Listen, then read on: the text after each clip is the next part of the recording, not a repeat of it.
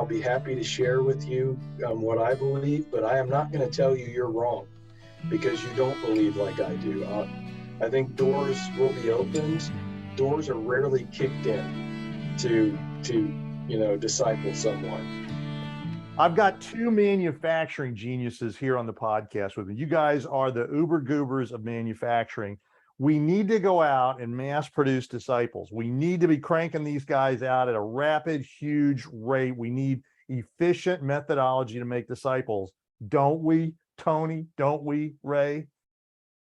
I'll be happy to intercept that for Tony. No, we're going to have a unit of one production. That's the way God did it. A unit of one production. You guys wanted to call this Jesus in manufacturing. I'm trying to get down to the efficient production of disciples. Where are we going with this conversation? What a ripoff. Well, we want to talk about manufacturing because Jesus spent most of his career manufacturing. From the time he was 8 years old until he was 28 years old, he was manufacturing. The fact that that's what it looks like, and it's a community, and it's not linear, and we're not about numbers, and we're more about sharing our lives together. And if we can do that honestly, I think the church will be a different place for a lot of people.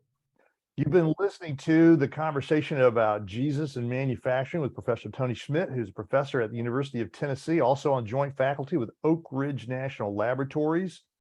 Tony's world is in mechanical and aerospace and biomedical engineering. And if you want to communicate with him, you've seen some of the places that we've just flashed up that you can pick up on his blog, as well as his LinkedIn site, and communicate with him there.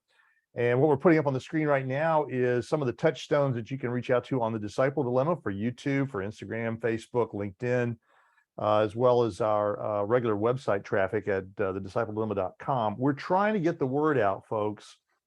The discipleship has been hacked.